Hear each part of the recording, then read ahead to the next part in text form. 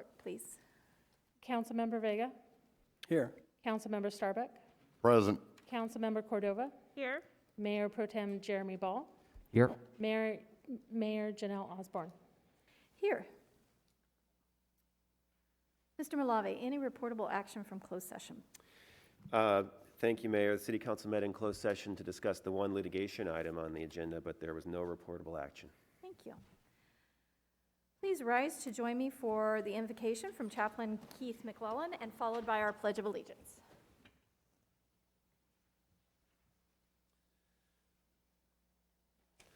Almighty God, creator of all that was, is, and what is yet to be revealed, thank you for the gift of life.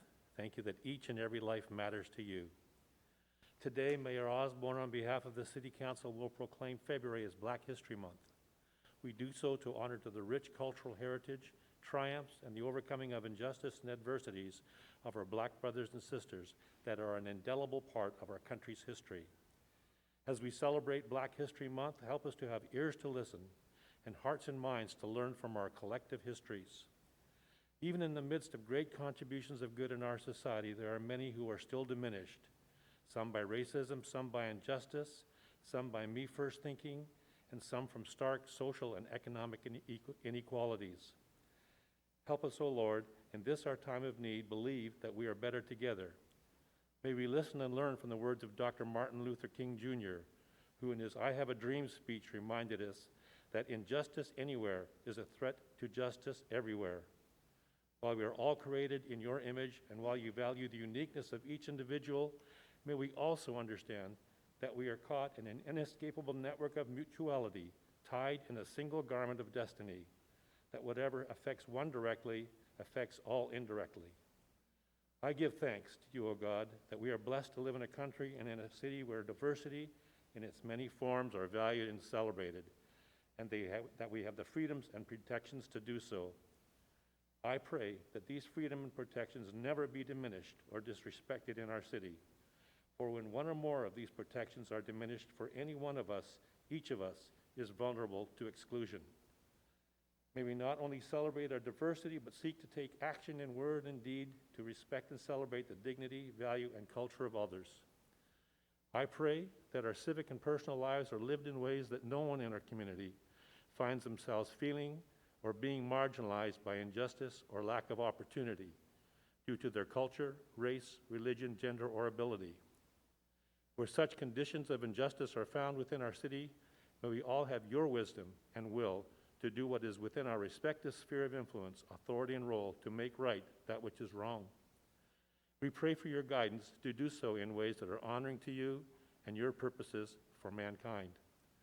May we all find our place and contribution to growing a healthy community consistent with your purposes and worthy of your pleasure. We ask this as your sons and daughters, confident in your goodness and love. And the people said, amen. I pledge allegiance to the flag of the United States of America and to the republic for which it stands, one nation, under God, indivisible, with liberty and justice for all.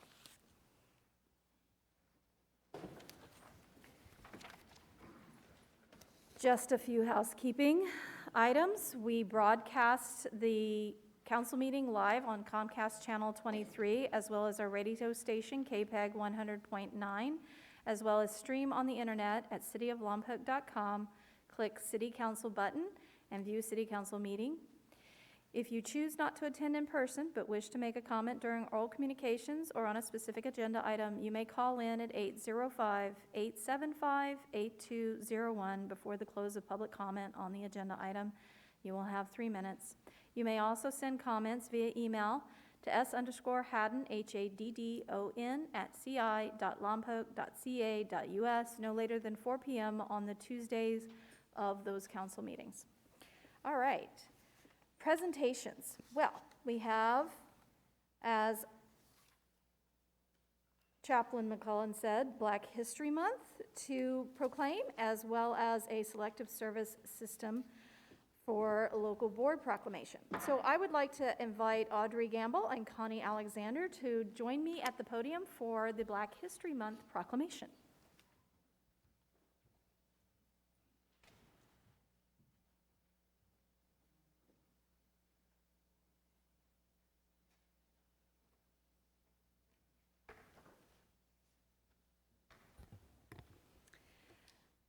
Black History Month 2022. Whereas each February, National Black History Month serves as a both celebration and powerful reminder that Black history is American history. Black culture is American culture, and Black stories are essential to ongoing stories of America. And whereas the 2022 theme for Black History Month is Black health and wellness, a theme underscoring the rich legacy of everything from Black scholars, medical practitioners, and midwives to more recent initiatives focused on mental health for people of color. And whereas when Dr. Carter G. Woodson, an American historian who first opened the long-neglected field of Black studies to scholars and also popularized the field in the schools and colleges of Black people, lobbied extensively to establish Black history as a nationwide institute and to encourage the study of African American history. And whereas Woodson chose February for Negro History Week because it had the birthdays of President Abraham Lincoln and Frederick Douglass. Lincoln was born on February 12th, and Douglass, a former slave who did not know his exact birthday, celebrated his on February 14th. And whereas with the Black Health and Wellness theme, the Association for the Study of African American Life and History notes how Black people throughout history have embarked on self-determination, mutual aid, and social support initiatives to build certain community clinics, hospitals, and medical and nursing schools. And whereas Black history is not just about the struggles Black families have been through, but rather it is a time of rejoicing, celebrating the accomplishments, integrity, leadership, and determination, and showing true character. We honor the history and celebrate the progress that we have made. We are resilient and resolve in creating new opportunities for future generations. Now, therefore, I, Janelle Osborne, Mayor for the City of Lompoc, do hereby recognize February 2022 as Black History Month in our City of Lompoc and call the observance to the attention of all our citizens. As part of that, I would also like to recognize 2 long-term health care givers in our community. One is a certificate of recognition that will be sent to Caroline Felton. She is a retired LVN. This certificate of recognition is awarded in honor of your 40-plus year dedication to the medical field that included the OBGYN department at Cottage Hospital, the dermatology department at Sansum Medical Clinic, Samarkand, Santa Barbara Medical Foundation, California State Department of Corrections, and ending with Maximum Healthcare as a home health care nurse, which is amazing, and thank you for that. And the other certificate of recognition for Black health care and wellness will go to Sonia Brown, a retired RN. This certificate of recognition is awarded in honor of your 40-year dedication to so many families, starting with the midwifery program in England to the labor and delivery unit of the Lompoc Hospital in helping to bring their new bundles of joy into the world. And if you are here and would like to come forward and receive these, please do so. I didn't notice you come in, so I'm so excited that you're both present. You sneaked in while I was in closed session. So here is your certificate, and here is your certificate. And I will leave the podium to you to speak on Black History Month if you'd like, or have a few words. Okay, thank you. Thank you, Mayor and City Council. We appreciate you honoring and acknowledging the contributions of African Americans in this community. This year's theme recognizes the contribution of those in the healthcare profession that have supported the well-being of all community members, while drawing attention to the critical healthcare needs of the African American community and the disparity that continues to impact Black and African American people, who are twice as likely to die of heart disease, diabetes, cancer, and even during childbirth. So we are honored today to be able to acknowledge these 2 amazing healthcare professionals, long-term healthcare professionals from this area. Thank you for all that you have done for the city, for our communities, and we're just here to honor you. All right.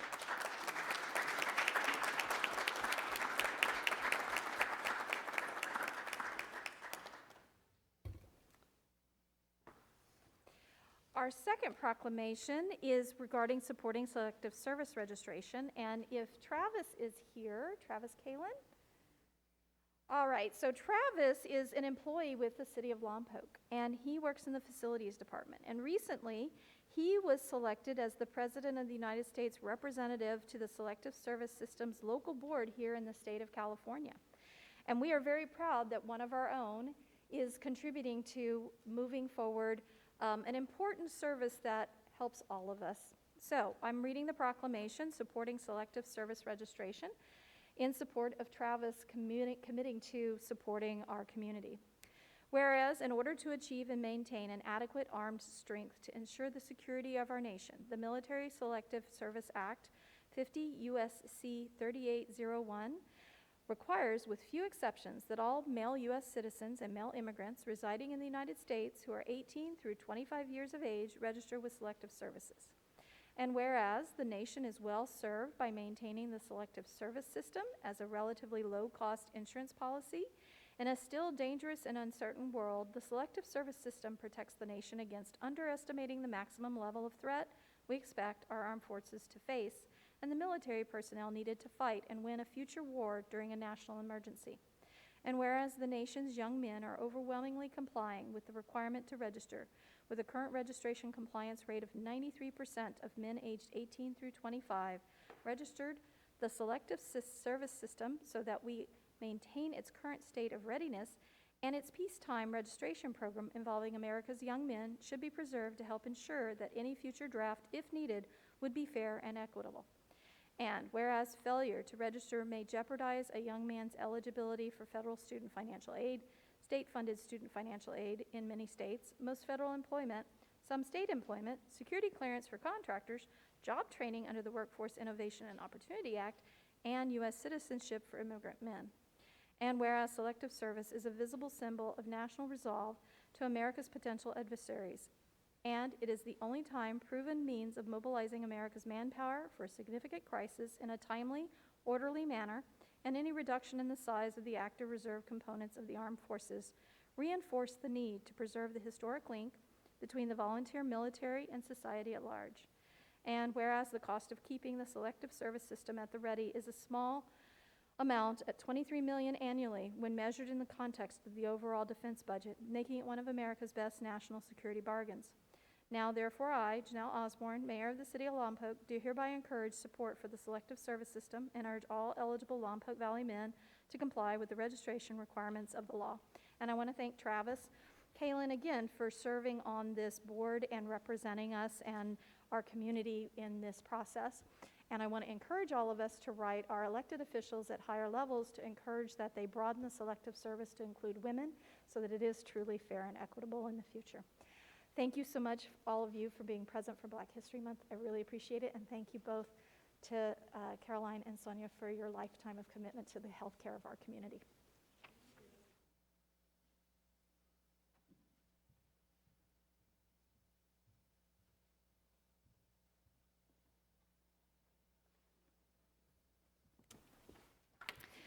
And now for some really exciting presentations. We have a presentation on our fiscal year 2021 audit and annual comprehensive financial report and review. And Christy Donnelly, our acting management services director, will do the presentation for us. Thank you, Mayor, council members, residents. It is a privilege to be here with you this evening. Not everybody gets as excited about money and finance stuff as I do, but I absolutely love this. And so my hope tonight is to be able to explain our audit, the ACFR for 2020-2021, and the mid-year budget review concisely, but informatively, and hopefully not put you asleep.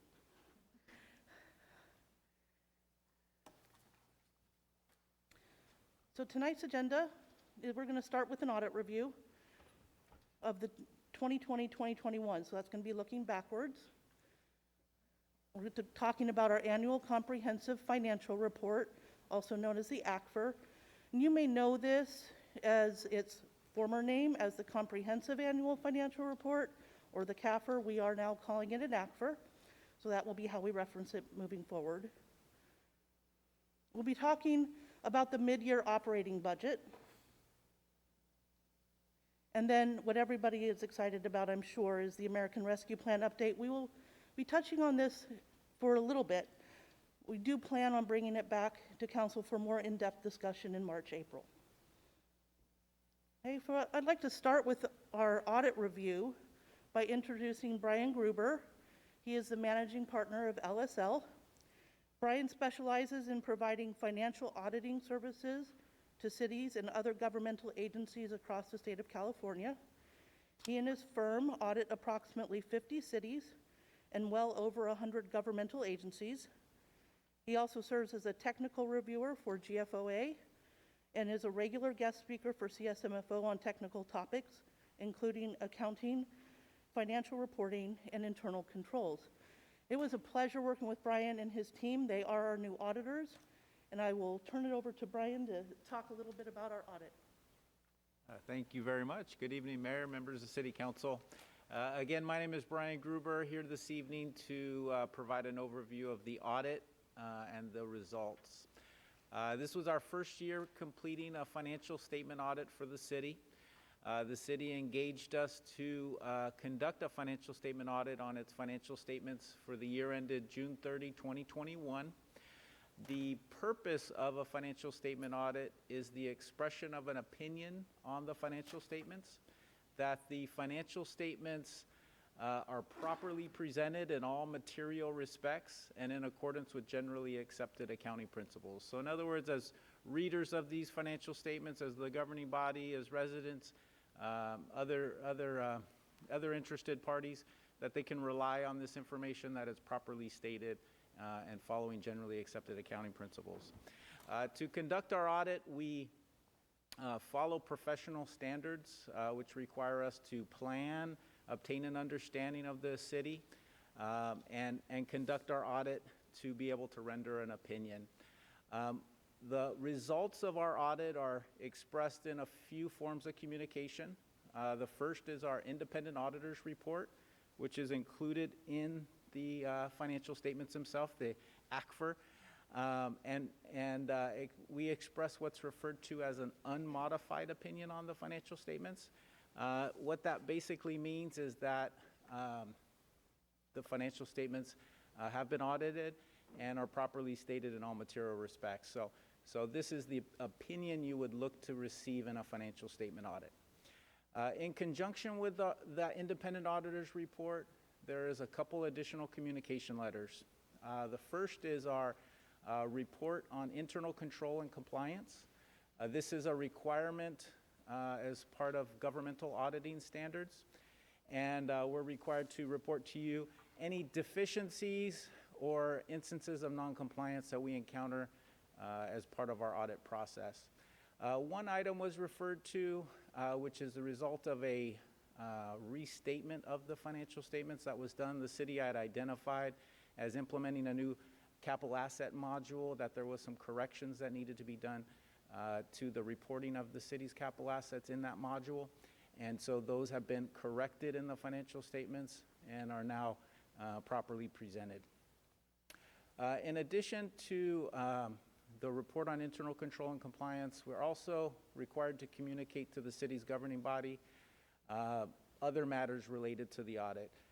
For example, if we were to have any difficulties in conducting our audit process, maybe staff failing to provide information or timely information, we would communicate that to you. We had no issues. If we had disagreements with regard to accounting principle, procedure, how the financial statements are being compiled, no matters were reported. If we have any audit differences or corrections to the financial statements, the only matters that were reported related to the classification of some pension deferred inflows and outflows in the financial statements, and those are referred to in that letter. And then in addition to, we referred to the adjustment that was made related to the city's capital assets that are being reported. In addition, new accounting standards that are implemented from year to year. There are changes to the financial statements that regularly occur. This year's financial statements had a few modifications. Christie referred to one, which is the naming of the financial statements to Annual Comprehensive Financial Report. And then in addition to, there was some accounting changes related to the city's fiduciary activities. And so some of the terminology was changed, and some of the accounting for some of the fiduciary activities has been modified. Standards going forward, the big one is in future years will be how the city reports its lease obligations, which will be going into effect this next fiscal year. That's a summary of, our what we conducted was a financial statement audit, an unmodified opinion, and then also we issued those 2 additional communication letters and the results. So with that, I'll pass it over to Christie. Thank you again for your working with us, and we look forward to next year. Thank you. Did anybody have any questions for Brian as we get before he leaves? Councilmember Starbuck. Yeah, what defines a capital asset? So the capital assets would be the city's assets that it has. For example, could be equipment, could be land, could be buildings, other things like that, of that nature. Is there a dollar amount, or does a stapler become a capital asset? What kind of breaks it off? Yeah, so there are thresholds for accounting. For example, there is a clear difference between keeping record and maintaining a stapler compared to a longer-term asset. So typically we talk about assets that the city is going to maintain for a period of years. For example, a vehicle, typically has a life associated with that, and so the city is going to recognize that over the life of that. So it would be something depreciable also then too? Yes. I yes. see. Seeing no further questions, again, thank you. Thank you very much.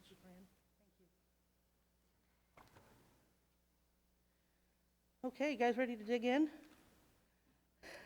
We're going to go over a little bit of the ACFR. And many of you have already seen the layout of the ACFR and but I would like to just take a minute to establish that foundation. So we start with the introduction section. This is where we talk about the demographics of the city. We then move into a financial introduction. This is where you're going to see the auditor report that Brian was referring to, as well as the MD&A, and that stands for the Management Discussion and Analysis. And I highly recommend anyone who is looking for additional information after tonight's top-level review, go into the MD&A and read about the comparatives and our progression year over year. We then move into the financial sections, the basic financial statements, and that's where you're going to get all the numbers, my favorite part. And then your notes to the basic financial statements. These are integral to the financial report. It provides a lot of detail, a lot of the for lack of a better word, the meat on the bone, so to speak. You get a lot of the just the detail related to the numbers in the background. Let's see, we also have our supplementary information. If you want more specific detail on some of our more minor utilities and some of the smaller funds, you're going to find it in the supplementary information. And then the statistical section, which, if you want to know anything about the city, it's going to be in that statistical section. Ms. Some of the Donnelly? highlights, as Brian did, I'm sorry, Ms. Donnelly, if I could interrupt you for 1 second. Just for the benefit of the public, if they wanted to get a copy of the ACFR to look at all this themselves, is that available on the city's website? And is it the Finance Department's website? yeah, yes, it is. It is available on the city website on the Management Services link under Reports. It is also available in the library to be referenced. Thank you. Thank you. So this references our Certificate of Achievement for Excellence in Financial Reporting from our prior fiscal year, and we are expecting and hoping that we get that again this year. we have submitted for that. And this is the letter that Brian referred to that gives us the statement that financial statements referred to are presented fairly in all material respects. Those are the magic words, which tells us that we passed with flying colors. Anyway, so our financial statements are separated into two primary categories. You've got your governmental activities and your business type activities. Business type activities are the utilities, enterprise funds, things along those nature, things that we run as a business. Our governmental activities are those that are more service oriented and as a government. But what exactly does that entail? So we've got the general fund, which is comprised of these types of divisions: the general government, police, fire, parks, library, community development. If it's service-oriented, then it is going to probably be in the general fund. Special revenue funds, things like our community development block grants, Measure A, transportation improvement. These are items that are set aside for a specific purpose. And then we have capital projects and debt service funds, things like our impact fees and our capital improvement projects. So that gives us kind of an idea of the governmental activities. And when we look at the revenues in 2020, 2021, this was the breakdown. I apologize if the screen is a little bit difficult to see, but we will go through it a little one at a time. You can see that about 58% of this is from taxes. We're looking at property taxes, sales taxes, and other taxes such as the cannabis and TOT tax. I'd like to point out that our net position for governmental activities increased $12.8 million. That's phenomenal. Of that, the unassigned general fund balance, you might remember we talked about this in December, was $8.0 million. Of that, we had discussed, and we have since moved $4 million of that into a capital improvement plan fund. However, we're looking at the numbers as of June 30th. It was $8 million in unassigned general fund balance, which makes us all excited to see this graph. Dean had shared this back in December. We just like it so much that we had to share it again. What I do want to point out here is that the 2021 numbers are really reflective of our recovery due to I-2020. The ARPA money is included in there, but it's not all ARPA. It is, I believe, a lot of it is related to the I-2020, and some of it is going to be ongoing. We need to see what that trend progresses as. So our business type activities are a lot different. Instead of taxes, we have charges for services. And that's the majority of what we get in business type activities. Our combined net position increased $1.9 million across all business type activities. And 94% of them are from the major utilities like water, electric, wastewater, and solid waste. So I'm going to focus on those four here on this next slide. Well, okay, the one after that. These are our four major utilities, as you all know. And this is the slide I wanted to focus on for a minute. Mr. Starbuck had asked about how we are doing on our enterprise funds, and I wanted to make sure that we addressed that question tonight. This is as of June 30. The blue represents our revenues. The green represents the expenses. And the little red squares represent the late bills due. I want to point out that water, electric, and wastewater all have more revenues than they have expenses, which is good. We have some concerns with solid waste, with coming in with more expenses than revenues. We are aware of this, and we will be bringing back solutions that we have been looking at to the council in the March-April timeframe. The other piece that I wanted to point out are the late bills due. Those are the little red boxes. This is also known as our accounts receivable. It has been adjusted for just the late portion of accounts receivable. And those numbers come up to these amounts in millions. So 0.63 million, 1.23 million, 0.81, and 0.41. Okay. So we talked about the ACFR. It's a high-level overview. You looked at the audit process and the results. Again, thank you to Brian for coming and talking to us. We talked about the ACFR, governmental activities in the MD&A, and business type activities in the 4 major utilities. I want to take a break for right now. This is the looking back part of the presentation, and see if anybody has any questions about the ACFR specifically. Be kind. You're doing a very good job keeping it quick and interesting and yet hitting the highlights, so compliments to you for your first major presentation on this.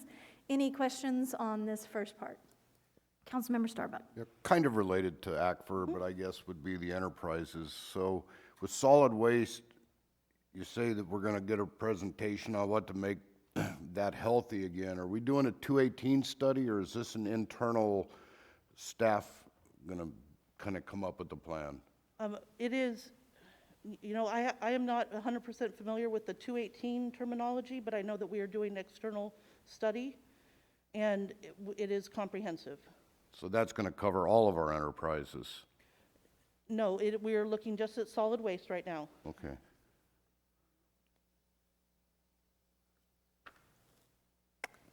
Any other questions? Seeing no other questions? Okay, well then All let's move on.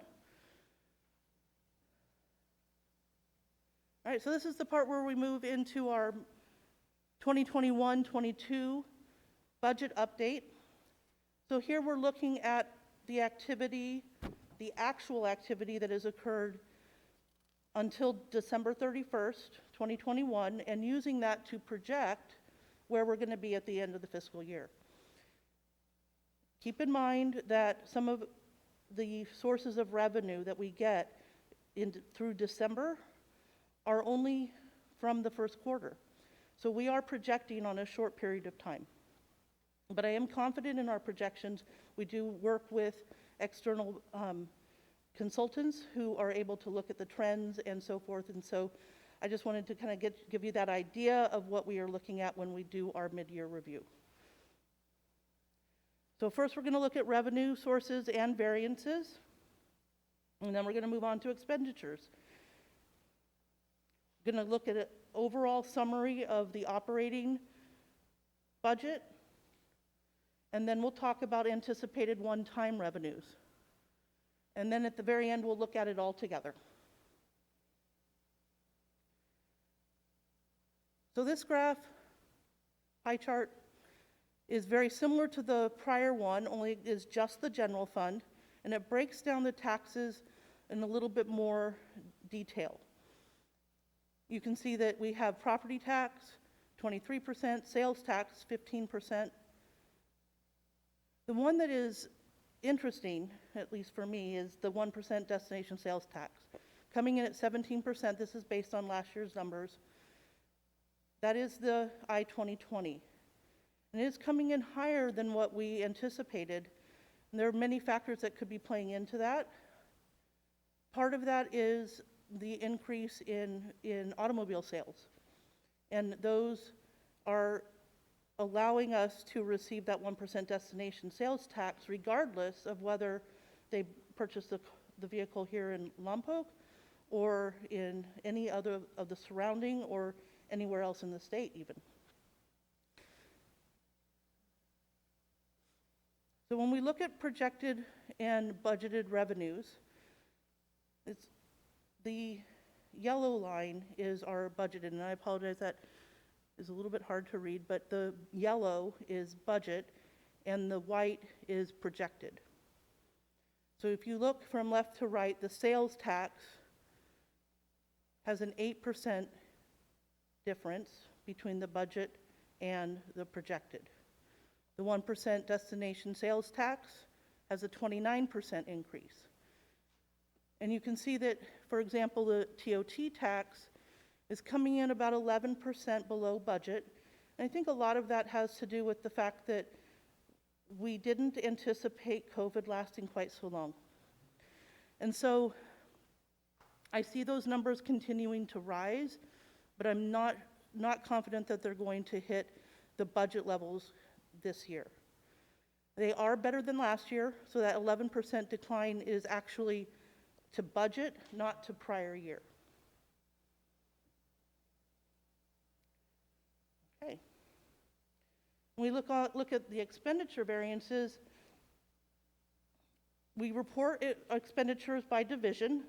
So just like what we talked about at the beginning with general fund, and I listed out all of those different divisions, the general government, police, fire, we look at our expenditures like in those categories. We have salaries, and then we have expenses other than salaries. And because we're a service organization as a general government, majority of our expenditures are going to be in salaries, because what we are doing is serving the public. We have police officers and firefighters and parks and rec, and it's about people. You can see the total net variance. We have, everything is pretty close except right down at the bottom, and I want to spend a little time on that with our transfers out. To start with, the total of the $156,000 deficit. When we look at that total, that's equal to about 0.4% of all of the expenses. So it is a small amount of a variance. That is a direct result of the transfers out. And what that means is that the general fund is paying back the fleet fund for the assets that we had already been approved. In prior council, we had talked about at the budget these vehicles. We are planning to bring this back to council for approval to do the transfer, but this is projected. So projected transfers out include the first fire truck completely paid off, the PD patrol vehicles, the PD motorcycle, parks mower, and the parks tractor.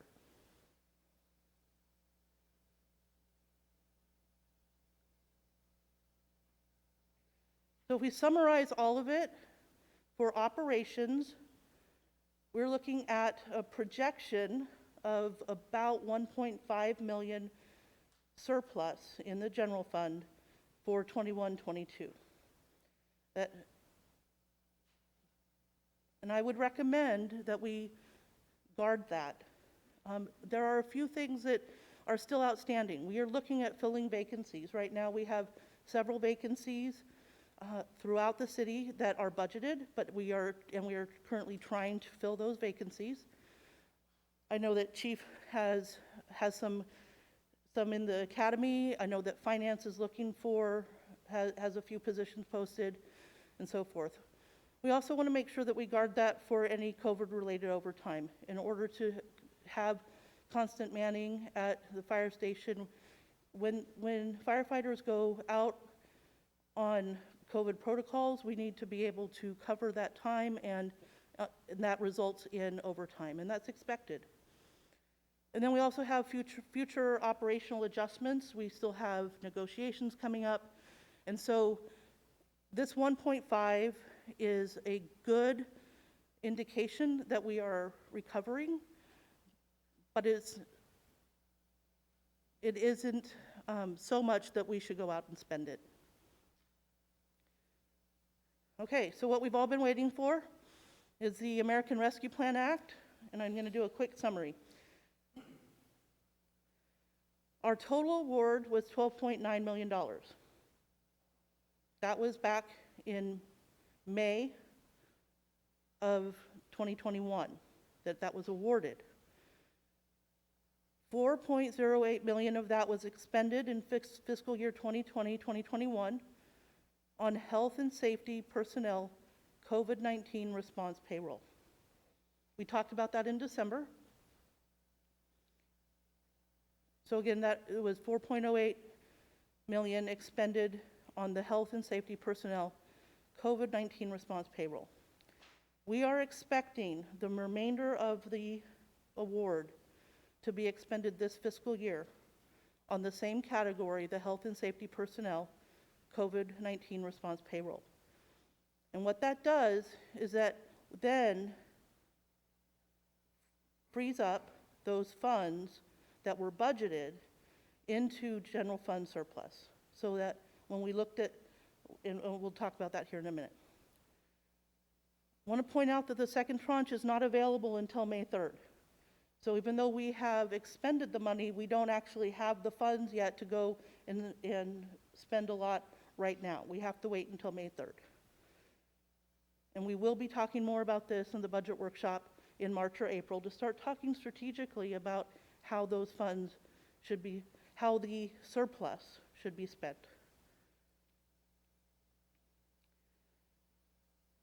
So altogether, we have the operating 1.5 million variance. We have the one-time of the 8.8, giving us a total expected general fund surplus of $10.3 million in fiscal year 21-22. Do we have any questions? I love bringing in news. So A, good news. Yes. B, thank you. Very good presentation, keeping it pretty straightforward and easy to follow. So you get our get my compliments on taking difficult information and delivering it in a concise and understandable means. So just to make sure I understand correctly, you're recommending that the 1.5 million be kept in reserve for ongoing issues, and that we will have a workshop to discuss the recovery of the 8 million and how to spend it after we are able to pull it down in May. Correct. Okay. Any questions? Thank you, Councilmember Starbuck. Yeah, could you go back a couple of slides? I'll tell you when to stop. I forget the title. Okay. Back. Yep. Take away all the highlights.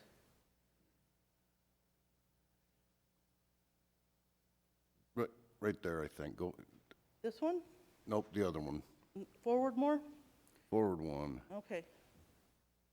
This one So, here? that one right there, that'll work. Okay. Why do we have such a huge salary variance with fire there at almost 300,000? And Was this a COVID-related issue there? yeah, that's a great question. That the difference with fire on the salaries really is COVID-related. It has to do with the overtime that they are seeing.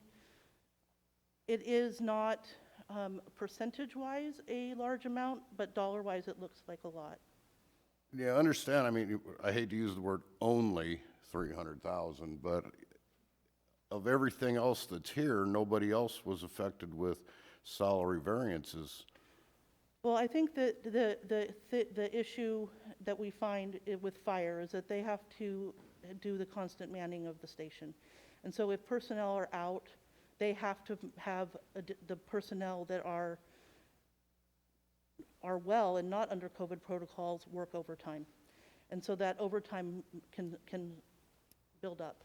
And statistically looking at it, then that would tell me that police are immune to COVID and nobody goes to the parks. So, you know, Well, except that there isn't the constant manning for the parks and for general fund. But constant manning for police who are, I don't know, is it something we need to adjust in a budget for later so that we don't show a negative, you That's know? definitely something we can look at when we're looking at the budget down the line. This has happened before with salaries with fire. Okay. So, I mean, now we're repeating again here. Well, that is definitely something we would want to go back and look at the trends, and we can look at adjusting those as we go forward. Councilmember Ball. Yeah, didn't want to get too much into the weeds on this, since we're going to talk about it in a couple months. But and you didn't gloss over it. You did an amazing job. But I want to make sure no one who wasn't paying close attention runs out and thinks that we spent $12 million on payroll from ARPA funds. Could you just repeat again that process? So it was the ARPA funds came in, it is categorized, or it goes towards COVID-related payroll, but then that money goes into the general fund, so it's not Correct. spent on that. So the ARPA funds are used for the payroll expenditures. That is how we use the ARPA funds, was for payroll. Because we were able to use the ARPA funds for payroll, the monies that were budgeted for that payroll are now available to be used in the general fund. Does that make sense? Yes, I just wanted to hear it one more time. Thank you. So thank you. All right, any more questions?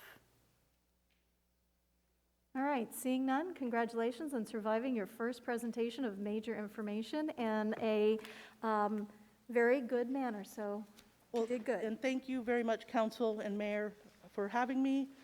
I look forward to being able to provide you with valuable, usable information, and I welcome your questions. If you have questions throughout the next month before you see me again, feel free to reach out. We have homework, if anybody. And I would ask that our public information officer put this as a link on the homepage of the city website for a little while, so that people don't have to go digging to the finance page for maybe a month. That would be helpful. All right, city manager report, Mr. Albro. Yeah, good job, Christy. That was a lot of information, and I know because I've done it before. I wanted to congratulate our Human Resource Division on their workers' comp audit. They did a great job. Every year they get audited by Prisma, which is our insurance provider, and they gave them marks of exceeding expectations, and they had a lot of claims, and our claims are much lower. So good job to the HR department. Also wanted to congratulate our 2 new lieutenants, Alan Chisholm and Chip Harris. These are 2 people that grew up in this community. They believe in this community, and I'm real proud to have them as our 2 new leaders in the police department. 2 well-deserved promotions, and I just wanted to congratulate them, and that's all I have. Thank you. Any questions for the city manager? All right, seeing none, we will now move to consent calendar and open the floor for public comment on consent calendar items. If you'd like to speak to any item on consent calendar, you may come to the podium. If you would like to call in on these items, the number to call is 805-875-8201.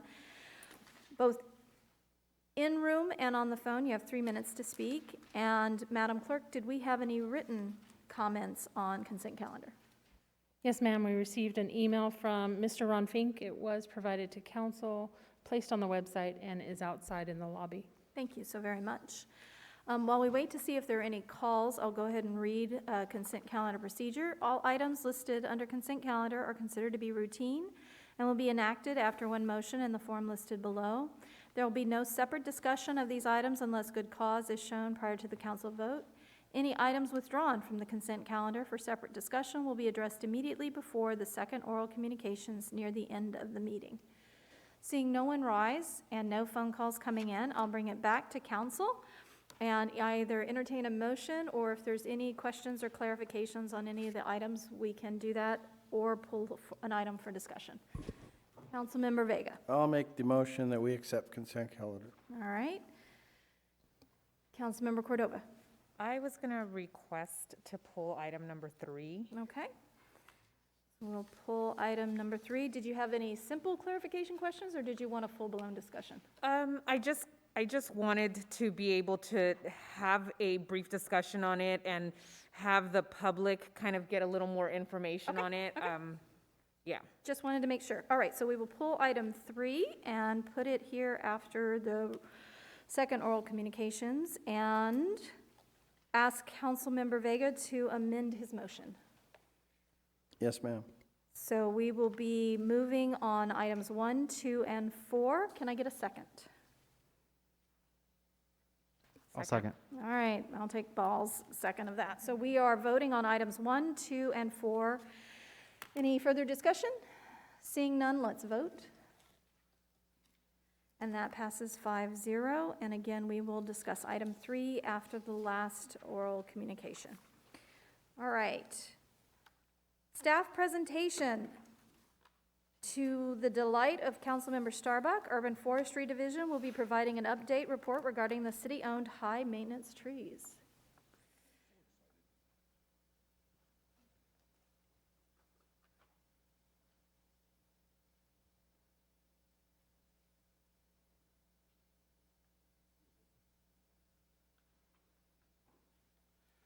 Good evening,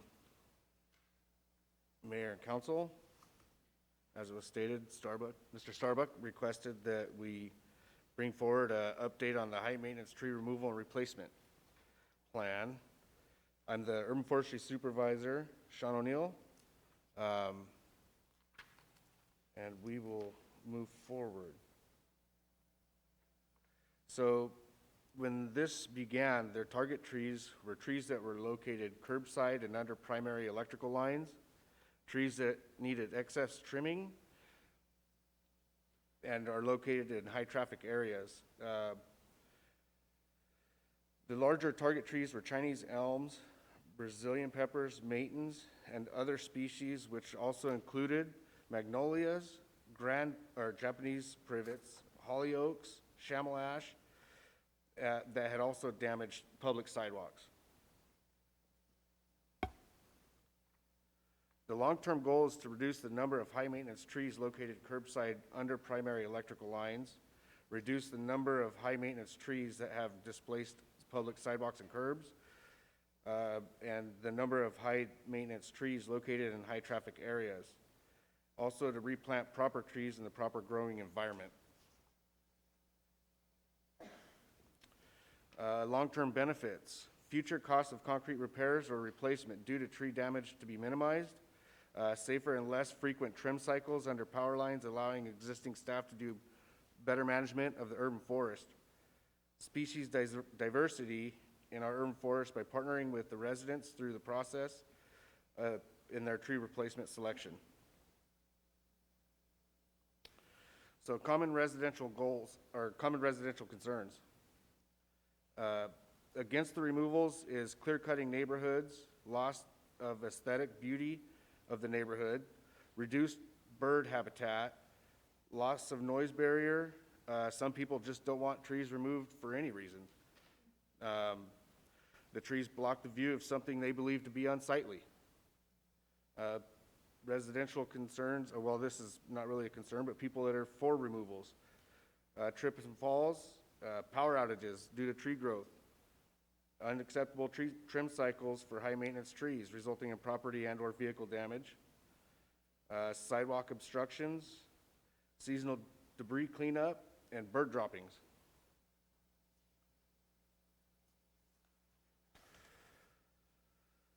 Tree replacement challenges. Utilities are less than 10 feet away. Parkway is less than 6 feet wide. Street signage would be blocked by the replacement tree. Some residents don't want trees put back at all. And a replacement tree would be a site obstruction for vehicle traffic.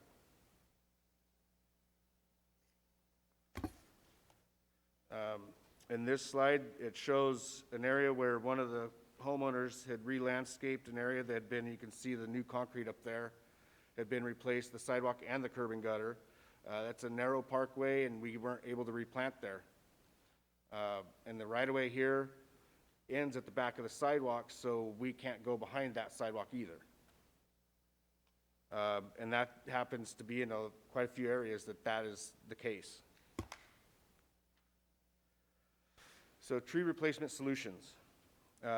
Plant small to medium trees that are, once they're mature and they can go under power lines. Move sidewalks curbside, eliminating parkways when funding is available. It's an expensive task. That's one of the ones where when you do that, you also have to, if they have driveways, you have to also account for the approach to be adjusted to accept that sidewalk being curbside. Locations where right-of-way will not accommodate replanting, offer the property owner up to 2 trees. We offer up even fruit trees as an alternative to a tree for their front yard, and if they would rather just to meet the 2-to-1 as this plan is called for. Partner with the property owners during the tree selection process to try to address any concerns that they may have as well. Here's an area that we were able to replace trees, and on the left there's some crepe myrtles. There's different color variations in crepe myrtles. These ones are from a dark, deep kind of a red to a white, and there's also a light kind of a pink in there as well. On the right, there's a coral bark, which is a Japanese maple, and a peppermint willow. Both get up to 15 to 20 feet, and as you can see, there's a utility line overhead. So we don't expect that to be an issue once they're mature. The tree replacement procedure. Urban Forestry sends out tree request forms to the property owners. Sometimes we actually will hand deliver them as well. The property owners fill out the form with their selection if they need help. A staff member will assess or contact the property owner, make a selection for their suited planting space. Property owner requests a tree for their private property as part of the removal and replacement plan. Staff will also meet with the property owner to make sure that they're not trying to plant it in their backyard underneath the utility lines, because sometimes that does happen, and it turns into more work for us. Trees removed since 2016. As you can see, the Chinese elms, 235. That was one of the larger targeted trees. We had roughly around 1,000 of those once this program started. But all in all, we've removed 354 trees and the various other species there, with, again, Chinese elms being the big target tree. Trees replaced in city right-of-way is 138. 23 trees have been given to the property owners.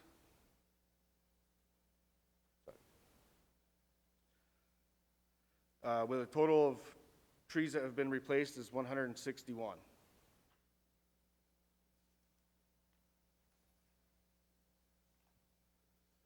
This is a map, probably not the best map, but this shows on the left, it shows the trees that have been removed in locations where we've been able to remove the trees.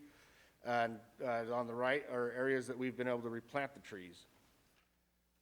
You can kind of see the difference in there where there's areas a lot of trees have been taken out and not replaced, and that was due to the extensive sidewalk damage and curb and gutter damage that was there.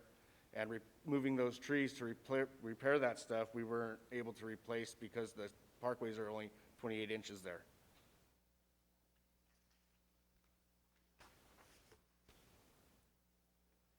So as I recall, it was asked that it was brief, and that is my conclusion. And if you guys have any questions, I'm available for that. All right, thank you. And Councilmember Starbuck. Mr. O'Neill, you knew I would have a couple of questions, I'm sure. So it appears as though we don't really have a tree plan, but then again, it appears to me that we really don't need a tree plan. It seems as though Urban Forestry is able to do this without a plan. You know what needs to happen. Yeah. When I took over this position, the plan had already started, and I'm just kind of carrying it forward with what the guidelines were as I understood it at the time. Yeah. Those tree removal maps, are they online? The maps are not. That is actually a map that I use through our Tree Keeper software system, and I pulled the reports on those. I can put those online. Well, I guess the question here is how does somebody know they're going to lose a tree? We'll go out and I work with the streets division as well as engineering divisions, because we identify We work together, identify locations that need the repairs for sidewalks, and we start going out and we'll reach out to the residents and we start making the measurements and getting everything done. And then again, we'll either hand deliver or mail the property owner, because not all of them are homeowner occupied. Right, so it's basically a one-on-one, somebody in your division meets with the resident and says, we're gonna do this and we're gonna work with you. Correct. It's usually either myself or a lead tree trimmer that does that. Yeah, so it's pretty good one-on-one service then for. As much as we can. Right on, that's good. One of the things I was noticing here is that we give you a chance to choose a tree, and you can have a choice of a replacement tree and et cetera, but only 23 people have taken advantage of a free tree. Correct. Some of the request forms, we don't even receive back. And a majority of the ones that we do receive back are people that decide they don't want a tree replaced. Yeah, it's just kind of odd. It seems like an exceptionally low number to me. I would have thought more. So if that's the case with street trees, I imagine that our fruit tree program is probably not doing so well either then. Surprisingly, there's been interest in it, but as of yet, no requests have been made. People are turning away a free fruit tree for their yard. Yeah. Okay, yeah, it's kind of befuddling to me then. One thing of particular interest in the community I think we should address real quickly here would be stone pines. You knew it was going to happen. I've seen some meetings. Are we, in a general overview, because we don't want to get into details, we've had citizens come, we've had them ask, we kind of put everything on, let's wait till this meeting to talk about stone pines. What is the big overview that we are going to do? Manage them and keep them. Yeah. I know one of the concerns was removing it for a driveway approach on one of the trees or to trim the roots. And I've been here for 20 years, and the only reason we've ever removed any of those is because of safety reasons. Yeah, and we're going to continue on with the safety reasons as removal and let it go then for a while.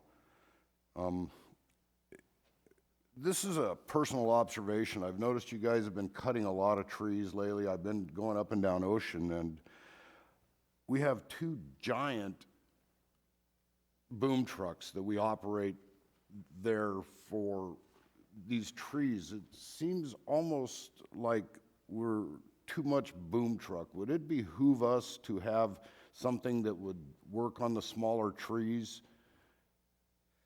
I guess a smaller boom truck? Yes, especially for the smaller trees or the tighter areas, the higher traffic areas. People's backyards? Alleyways is another place where we're trimming around power lines, communication lines that go across the alley, make it difficult. It just seemed like an excessive overkill with using two giant boom trucks in that little area when we were up and down when I was watching them. It was just a random question on my end here going, wow, But I guess in the big thing, over 8 years, that we're only down 193 trees, most of them Chinese elm that have been doing the damage. So I'm going to say that it's been a pretty successful urban forestry effort here. So thank you, Mr. O'Neill. I appreciate that. Councilmember Ball. Thank you for the update on that presentation. I have one slightly tough question, and then I have hopefully a good fun question for you. You mentioned that with the stone pines that the threshold for removal is safety. Define how, that's a sticky subject, obviously. Where does public safety rear its head with those trees? So we have those trees, we have a consultant that comes in and actually does an inspection on these trees. The consultant that does it is tree risk assessment qualified, board certified master arborist, and also a registered consulting arborist. So, I mean, he's got pretty much every type of certification you can have. He comes in once every 2 to 3 years to do an inspection, and basically we build a plan on how we're going to move forward with either doing trims, does a tree need to be removed, what do we need to do as far as risk management. And thus far, it's we've been able to reduce the risk aspect of it by just trims. A lot of this is based off of those are like landmark trees. I think the whole South H is kind of a landmark area. So to remove those trees kind of hinders that landmark aspect of it. But there is a point at which, obviously, sometime there becomes a public safety hazard created Correct. by a circumstance, so. Correct. And then at that point, it would be addressed, yes. Okay. Awesome. Well, thank you for that. I appreciate that. This is the easier of the two questions. As you know, I'm relatively new here, and I'm learning about all the different departments, and we have a pretty stellar history here of having lots of trees and dealing with them. You're in charge of that. I was hopeful that maybe you might just elaborate on your department and edify me and the community about urban forestry. How many people work there? Is it the same size of staff we had 5-10 years ago? Just describe a little bit of your department for us. So, as you know, and I think most of the public, the city owns its utilities. Electric is the main one that we actually assist with for maintaining the vegetation around their utilities. We have one lead tree trimmer, 4 tree trimmers, tree seniors, and 1 maintenance worker. The staffing's probably similar to what it was 4 or 5 years ago. And now when I say that, the staffing level, we did have some turnover. So there's that aspect where we lose somebody that's got 20 years or 30 years of experience, and we bring in someone that's got 3 or 4, or maybe not any at all. So there is that. We are tasked with maintaining, there's about 9,200 street trees, and then as far as the city, which includes also private trees that are utility, there's a little over 12,000 total that we deal with, whether it's, there's parks, there's urban forestry, which is the street stuff, and then also the stuff that's private in people's backyards. We do operate 2 bucket trucks they're identical trucks. Those are certified for using around power lines. And that inspection happens annually. I don't know if there's really anything else you're looking for. Or? No, that was great. I just wanted to kind of get an understanding of your department. And now, again, without putting you on the spot too much, Yeah. if you had it your way, what would we as a council consider generally doing to improve your effectiveness in the city? Staffing is a big one, and I know you guys hear that often, but it is, staffing is a big one. Looking at 2 seniors getting ready to retire as well, so I mean that's more talent that's going out that I'm gonna have to try to find to bring back in. It is a specialized skill, and especially working around utilities, power lines. That adds a whole nother aspect to the game. And equipment is another one. Having equipment that is reliable. Right now, we have 1 truck that's been gone for a while for repairs because it didn't pass the electrical inspection. And when that one comes back, the next one has to go. They're about, I think they're 2010, so they're 12 years old. So, the maintenance on that has been held pretty good through fleet, but they only last so long.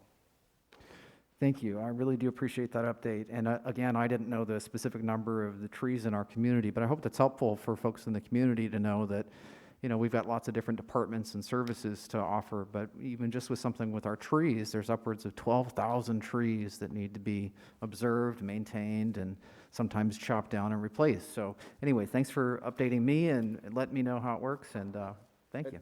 And one more thing, so we do keep on the city's webpage the inspection reports under urban forestry, so just since I know that seems to kind of be a point of contention at times, but those are on there for people to review. So is the municipal code for trees, street trees, as far as the construction standards as well. So those are on urban forestries. The links are there if people were to want to review that. All right, thank you. One quick question. If those that have had a tree recently removed and didn't realize or didn't see the notification in the mail, maybe it went to the landlord instead and they're a renter, and they've communicated that they'd like a tree, what's the window with which they can come back to you and say, you know, I didn't realize I could get a tree? So just in case this is an incentive. If there's a vacant tree spot, they can come anytime. Okay, So we do typically plant twice a year, and we try to clump it up because it's cheaper for when we get, because they come from out of town, right. Southern California. So we try to clump them up as big as we can to get that planting done. So Okay. yeah, they can come anytime. Okay, great. So if you had an opportunity and you missed out on it, don't hesitate to contact Urban Forestry because it would be great to see more fruit trees. And I really like that the trees you're planting also flower. So that is helping with the look and feel of our community. And I have noticed along V, a lot of the work that you've been doing to clear that vegetation has been helpful. And there's improvements along that for sight and being able to see and see through. And so it's been, for the area I live in, it's been a nice change to see that clearance. So I want to encourage everyone to better understand and work with the city to take advantage of tree removal and replacement. It is there to improve our community and not allow some of these things like the Chinese elm to become an issue and detriments to our community. There was March 12th, I believe there is a Arbor Day event where trees will be planted in the community. So if you'd like to get involved, contact the Parks and Rec Department, I believe, is organizing that, but I'm sure Urban Forestry has information on it. So they will be looking to plant more trees in our community as part of Arbor Day. So that's a big event as well. So thank you so very much, and we appreciate the information. Thank you. All right, we will now have oral communications. Oral communications are on items regarding the city's issues that are not on the agenda, and we ask if you'd like to speak to an agendized item that you consider waiting till that item. If you'd like to call in, the number to call is 805-875-8201. Madam Clerk, did we have any generalized oral communications? No, ma'am, nothing. Thank you so very much. The floor is open. You have 3 minutes. Deb Andrews, Lompoc.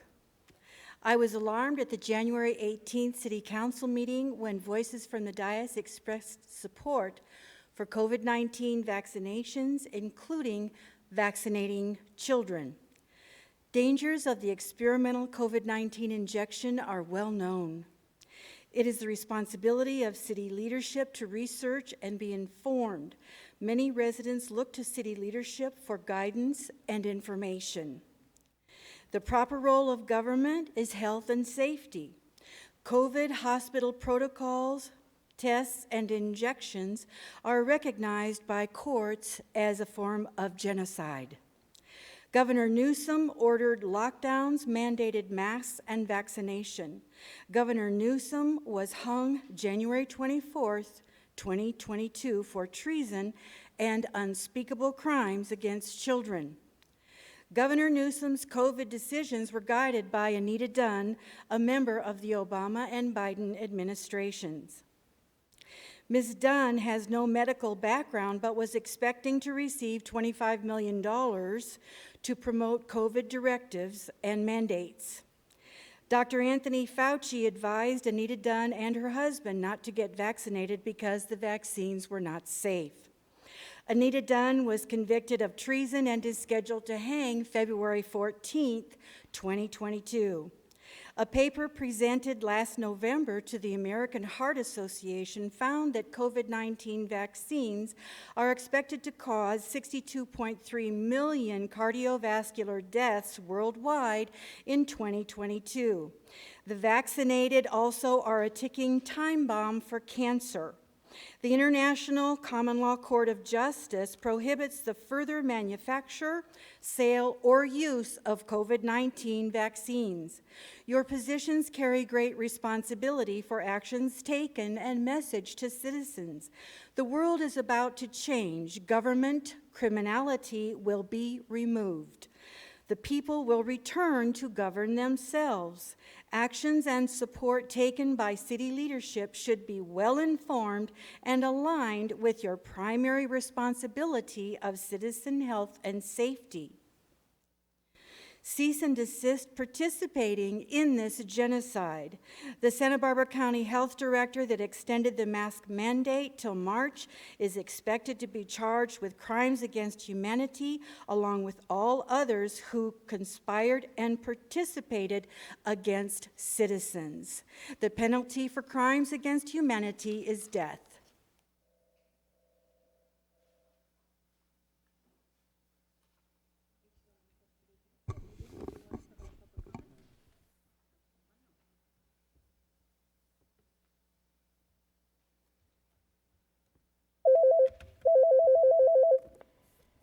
Good evening, you're live in the Lompoc City Council meeting. You have 3 minutes to give your public comment. Go ahead, please.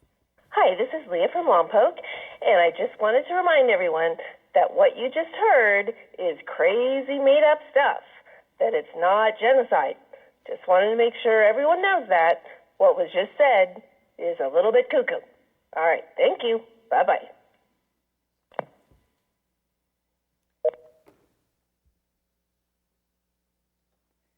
Seeing no one else rise and no additional calls, we will close oral communications and bring it back to the agenda for item number 5, which is appointments. We have 2 applicants for 2 different committees, so we will start with the Appearance and Beautification Committee.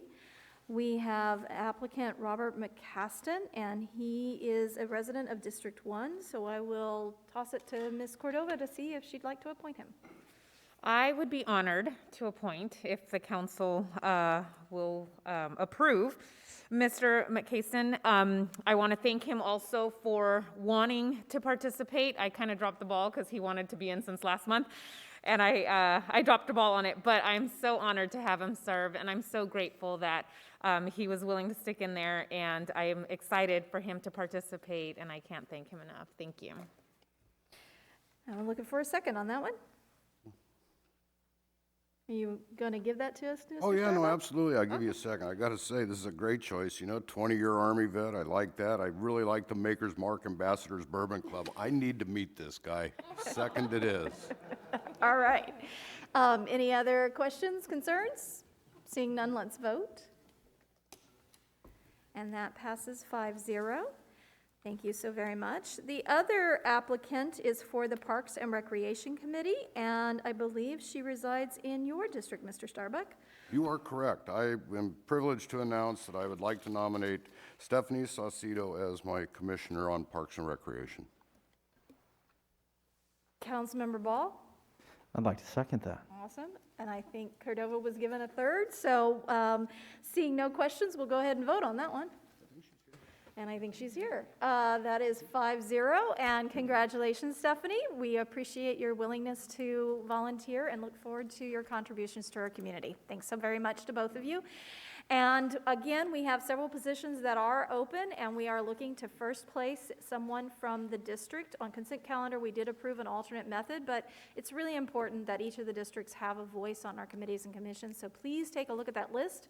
It's on our city website, or you can call our city clerk, and she can inform you of those or different positions and what districts they're in, and help you identify what district you live in if you need help with that. So thank you all for your stepping up, and we look forward to filling more positions this year. Our next to final agenda item is item number 6, the adoption ordinance number 1687, parentheses 22, authorizing an amendment to the California Public Employees Retirement System, or CalPERS as we know it, contract to implement cost sharing with repeal of ordinance number 1676, parentheses 20. And we have Mr. Gable Garcia, our Human Resource Manager, to explain why we're doing this. Yes. Good evening, Mayor, members of the council, our audience here, and audience at home. So in December of 2020, the City Council at their meeting adopted Resolution 6371, parens 20, and Ordinance number 1676, parens 20, authorizing the first steps for the city to amend the contract with CalPERS and implement a cost-sharing agreement agreed to by various city groups. So the good news is we got through most of it. As we presented the ordinance, CalPERS notified the city that there was a required waiting period of 20 days between the adoption of the resolution and the ordinance. And so we worked with CalPERS. We had a very helpful representative with CalPERS that helped us streamline a process so that we can rescind the, or repeal ordinance 1676, Prince 20, and then adopt the new ordinance, which is 1687, Prince 22, that will address the 20-day gap. So the only change in that is the date, and then it fulfills that 20-day waiting period. There is no fiscal impact to repealing the prior ordinance and then adopting this one. And by doing that, it will allow us to complete the project of the cost sharing. So, and then the reason why it's on unfinished business is CalPERS rules does not allow this to be on a consent calendar. So when we bring this back for adoption on the 15th, it'll continue to be on unfinished business, but that will be the final step, and then we'll be able to complete this process. So this is just protocol in order to implement something we thought we were already implementing, but CalPERS identified a flaw with the process that we went That's through. correct. Okay. Councilmember Cordova. So just for clarification, during that initial meeting, we approved the cost sharing, which would increase by 1% and 2%, the two different tiers. So does that mean then that that did not take place, and so it is just now going to take place a year later? No, that's a good question. No, we started collecting that amount already. Now, this will allow us to amend the contract so we can make that contribution to CalPERS and then continue the cost sharing that the employees are currently contributing. Thank you. Any more questions for Mr. Garcia before we go to public comment? Seeing none, thank you. We will open the floor for public comment on this item. If you would like to call in, the number to call is 805-875-8201. If you'd like to speak to the item and are in the room, you may come forward to the podium, and you have 3 minutes. Madam Clerk, did we have any written communication on this item? No, ma'am, nothing. Thank you. Seeing no one rise and no one call, we will close public comment on this item and bring it back, and I will entertain a motion for approving this item. I'll make a motion. Thank you. And do I have a second? I'll second. And it's been seconded. Any questions or concerns? Seeing none, let's vote. And that passes 5-0. And the follow-up will also be on unfinished business, correct? That is Okay. correct. All right, thank you for Thank that. you, Mayor. Thank you, Council.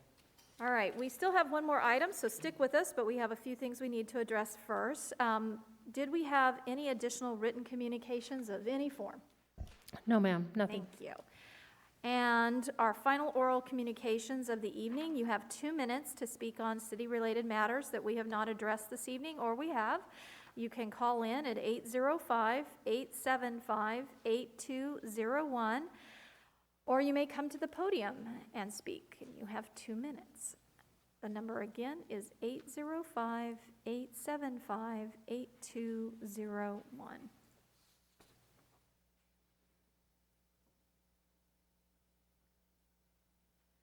All right, seeing no one call in and no one rise, we will close oral communications and bring it back to the item we pulled at the beginning of the meeting and have item 3 to discuss. And Ms. Chanel Ovier is here to speak to the issue. So I'll let her give a brief presentation and then we will have questions. Good evening, Honorable Mayor, Council, staff, and members of our community. My name is Chanel Ovalle, and I am the city's Community Development Program Manager. Today, we are here because I am asking Council to approve the letter responding to the grand jury. Each year, the grand jury selects, the grand jury, they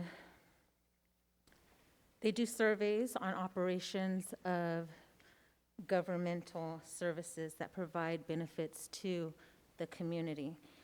This year, they selected keys for housing homeless in the Santa Barbara County, and they provided a report with recommendations for the county and the incorporated cities within our county, which includes the city of Lompoc.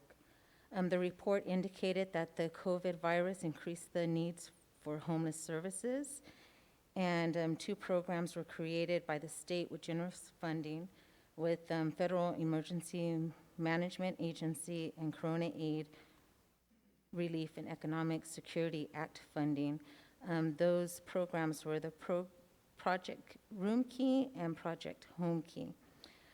All jurisdictions were noticed and must file a response to the findings and recommendations within 90 days, and our 90 days will be up February 19th. The recommendations, all 5 recommendations that our city received really just asked our city to work with the county and the surrounding cities to establish room key and home key programs in both North and South County. Not saying that it has to be within our city, but that we would work there to make sure our county has those programs.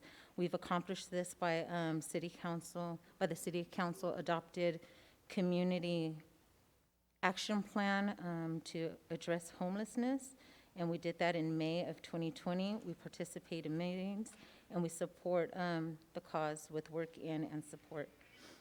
Please know that our city, with the most current point in time count, our city is meeting its part in the to help homelessness and to house homelessness. Were there any clarifications regarding the letter? Councilmember Cordova.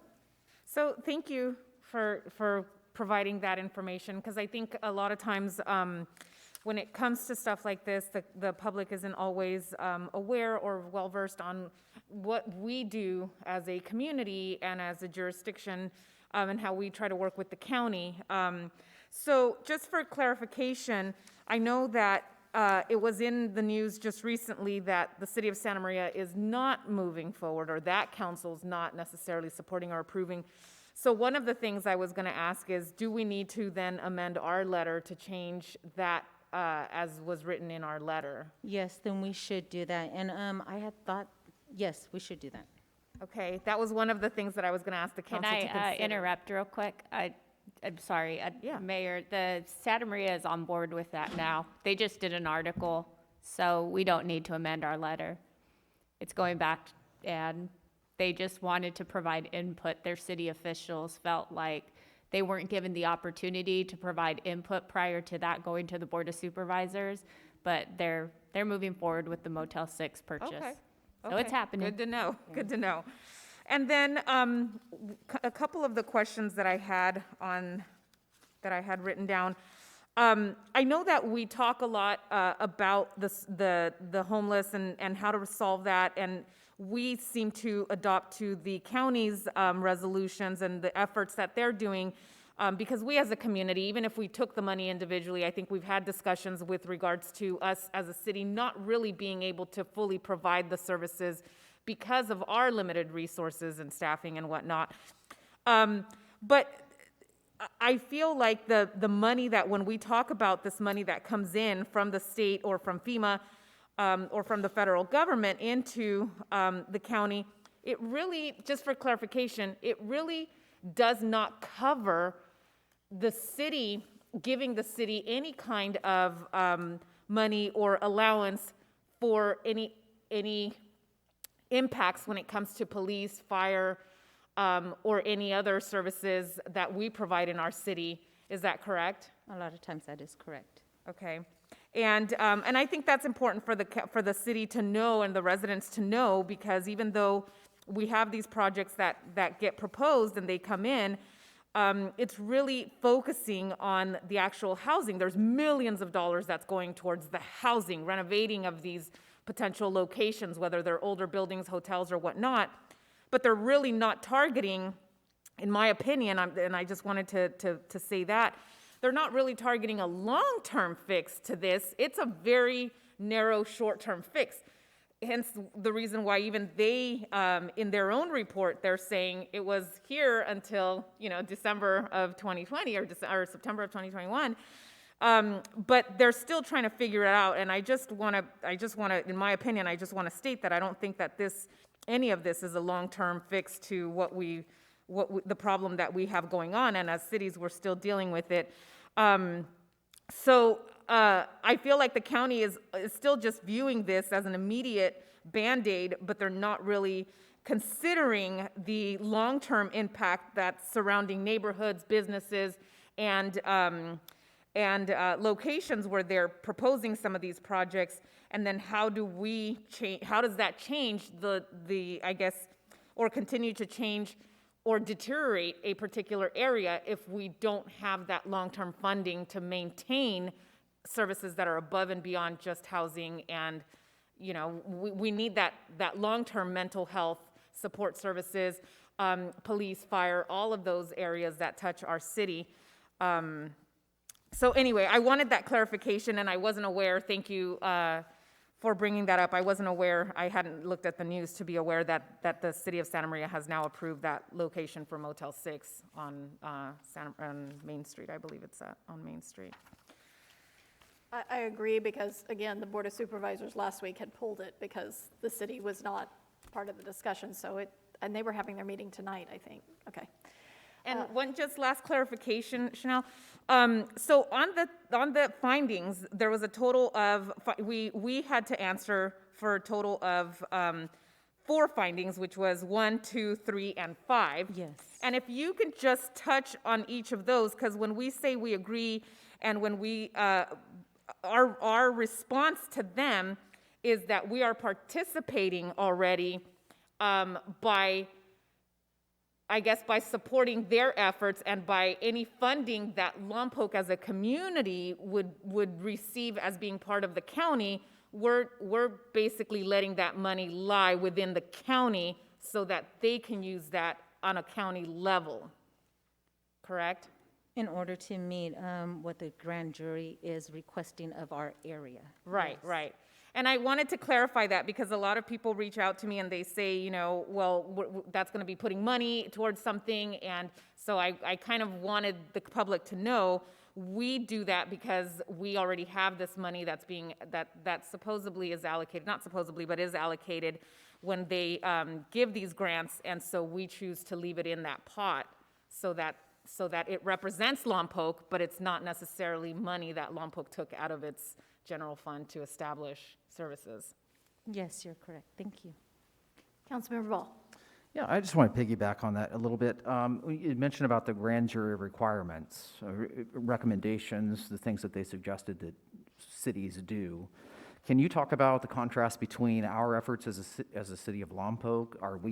I think you had mentioned earlier that we are meeting those requirements, and maybe some other cities have some work to do. Can you elaborate on that maybe a little bit? Well, yes, like you said, the city of Lompoc, per the last point in time count of homelessness, we are meeting what we need to meet for our percentages. I know maybe the public may see people out on H Street, but I think everyone needs to remember that those persons that may be out there that are homeless and it's looking like the city is not assisting them, it's not that. A lot of them choose not to be helped. And it may be because of maybe criminal background, addiction, or mental illness. Yeah, no, it's a challenging situation, to your point. I've read in the report that, and again, the numbers may have changed since they did the point-in-time count last year, but throughout the county, I think there was close to maybe 1,800 people, and then maybe 600 of those have some form of shelter, but that's still 1,200 people plus that do not have access or help, or if they were given help or offered help, some of them refuse it. So it's a very, very complicated situation here. For us here, I personally feel it's incumbent upon us over time to develop those relationships with the county, to show that we can do only what we can do here in Lompoc, but that the county does have, and I hope that they take it seriously, that there is an opportunity to help us with this issue. If we as a city are left alone to deal with the size, the enormity of this issue here, for example, taking our resources into the riverbed when we need those in the center of town, a lot of those effects, that it's just not tenable for us to do that alone. So we need to have that partnership with the county. And again, I hope as they put their resources together that they, again, remember that Lompoc is is actually meeting that expectation or that recommendation from the grand jury, and that other places need to step up their game. Thank you for your report on that. Any more questions for staff before we do public comment? Thank you, Ms. Sylvia. Thank you. All right, public comment on this item. If you would like to speak to it, the number to call is 805-875-8201. You may come to the podium and have 3 minutes. Deb Andrews, Lompoc.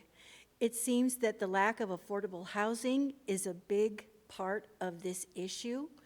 The county can do more to address this. The city could do more to address this. There's so many agencies like LADCO and Planning Division and permitting.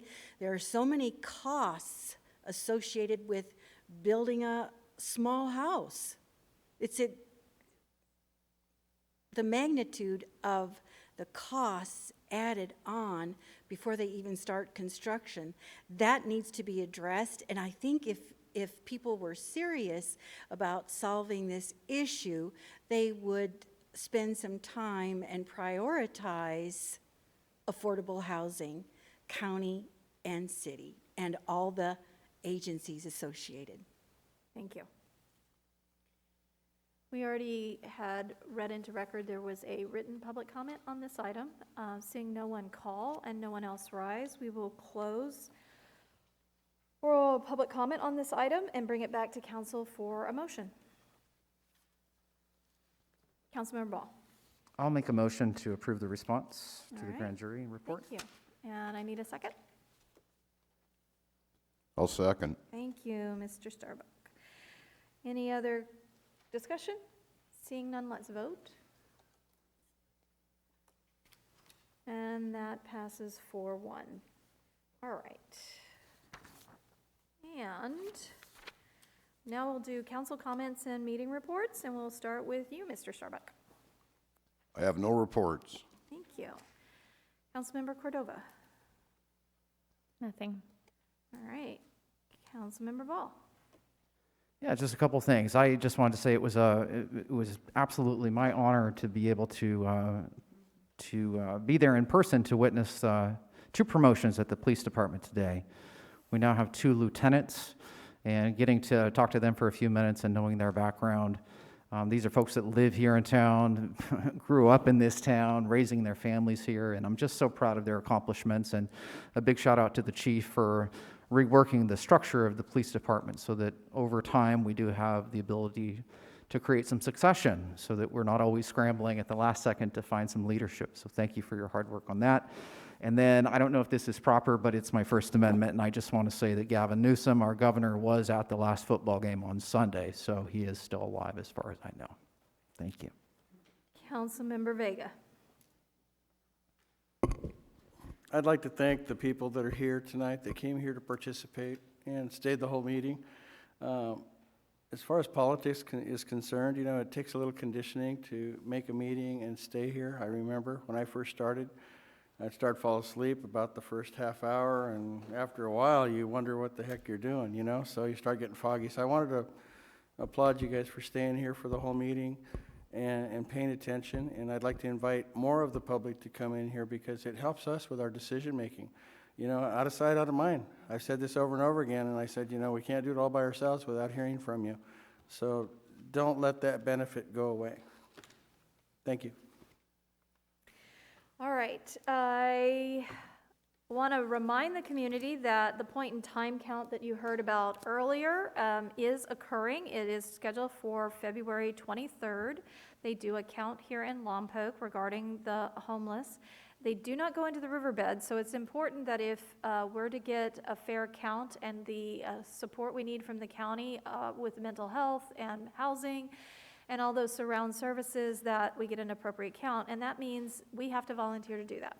It starts at 5:30 a.m. and runs to 8:30 a.m. I will be out and doing it for my 5th year. It is important work, but it's also quite informative. You really do understand the situations better and begin to understand what some of our individuals in the community are dealing with. If you would like to volunteer, you can go to countyofsb.planning pointintime, all one word, .info/, and register to participate, and I look forward to you joining me to do that count. We also have the father-daughter dance, and it happens 3 different days, on the 4th, 5th, and 6th. You have to pre-register because it is in such demand. It is from 6 to 8:30 each evening with photos starting at 5. You can go to either the phone number, 805-875-8100, to register. Go to Anderson Rec Center or register online, and the link is on our homepage on our city website. And I'm just glad that we're able to have it again. Again, masks are required, but we are able to have it.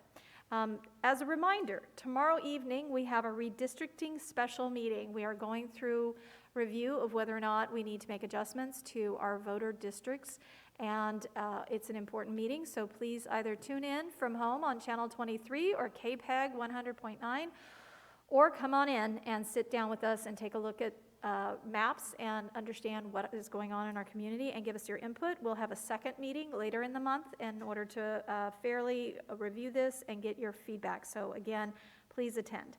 I attended our Northern California Power Agency monthly meeting, the Santa Barbara County Area of Government's annual meeting, a monthly meeting, Air Pollution Control District monthly meeting. We also had a special unveiling of the Clean Air Express's first all-electric intercity bus that can go over 200 miles on a charge, and it will be part of the Clean Air Express fleet, so that was exciting news.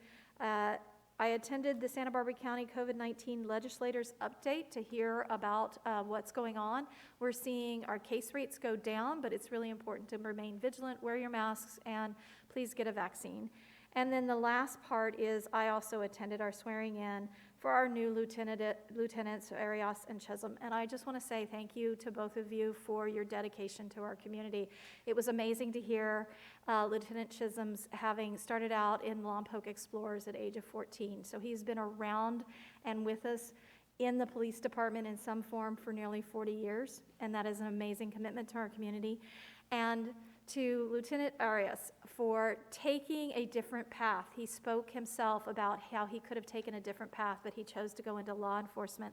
And I think it's really important that our young people realize you have choices, and you can go down a path that doesn't open doors, or you can choose a path like law enforcement and really show what you can do in your community, and he's making an effort to change it. So I want to congratulate both of you, and thank you for your commitment to our community, and we all look forward to seeing what you do in your new roles as leadership, and thank you, Chief, for your leadership. All right, we will adjourn to our next regular meeting on February 15th at 6:30 p.m.